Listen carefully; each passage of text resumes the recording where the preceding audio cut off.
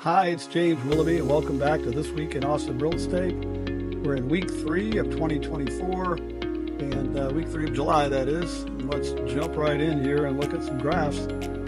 Our active listings are pretty level with last week. So we saw some growth a couple weeks ago, and now we're level, and we're still about 466 to be exact, but we're hovering around the 12.5 range, and that's kind of where we've been for a while.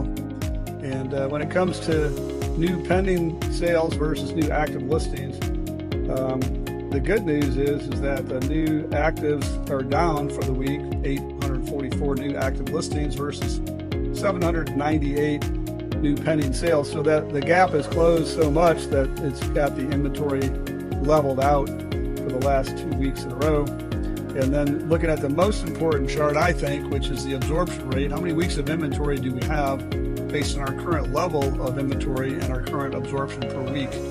So we were as high as July 4th week, as high as almost 18 weeks of inventory. Didn't come down much the following week, which we expected it to, but we were at 17 weeks of inventory. And then last week, we dropped down to 15.6. So we're kind of back on track as far as the trend line. Now, if we look at that versus last year, at the same time, we had 11.3 weeks of inventory versus 15.6. So you can see that inventory is definitely up this year, and the velocity at which it's selling is up. The good news out there in the marketplace for buyers is that mortgage rates continue to fall.